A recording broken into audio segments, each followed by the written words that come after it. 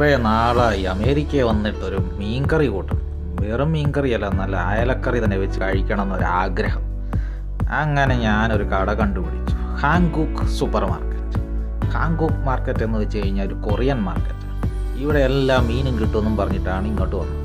ഇപ്പോൾ നോക്കുമ്പം കുറേ മീനുകൾ ഇരിപ്പുണ്ട്, പല പല പല സൈസിലുള്ള മീനുകളുണ്ട്. അങ്ങനെ നോക്കി നോക്കി അവസാനം നമ്മൾ അയലയുടെ അടുത്ത്. അയല എന്ന് പറയുമ്പം ഇതെന്തോന്ന് അയല, ഈ അയല കണ്ടു കഴിഞ്ഞാൽ നമ്മുടെ അയലയുടെ ലുക്കൊന്നുമില്ല, എന്തോ ഒരു നീണ്ടിട്ടിരിക്കും. പക്ഷെ തല കണ്ടു കഴിഞ്ഞാൽ അയല പോലെ തന്നെ ഇരിക്കും. ഇത് പസഫിക് മക്കറൽ, അതായത് പസഫിക് സമുദ്രത്തിൽ വളരുന്ന അയലയാണെന്നാണ് പറയുന്നത്.